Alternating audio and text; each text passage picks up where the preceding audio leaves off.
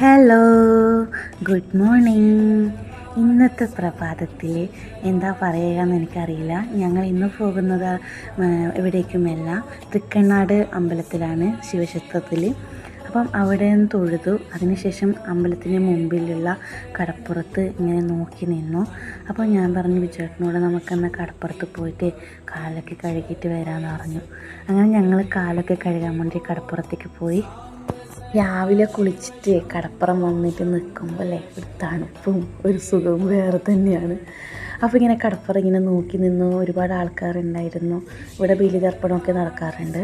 അപ്പോൾ ഇതിൻ്റെ ഐതിഹ്യങ്ങളൊക്കെ കുറിച്ച് പറഞ്ഞാൽ ഈ ചെറിയ ഷോർട്സിൽ പറഞ്ഞാൽ തീരൂല. ഇവിടെ നല്ല കഴിഞ്ഞ വർഷം നല്ല കടൽക്ഷോഭം ഉണ്ടായിരുന്നു, അതിൽ തകർന്നതാണിത്. അപ്പം അതിനെക്കുറിച്ചൊക്കെ പിന്നീടൊക്കെ പറയുന്നതായിരിക്കും. അപ്പോൾ ഇന്നത്തേക്ക് യാത്രയാവുകയാണ് ഇവിടുന്ന് നമ്മൾ വീട്ടിലേക്ക്.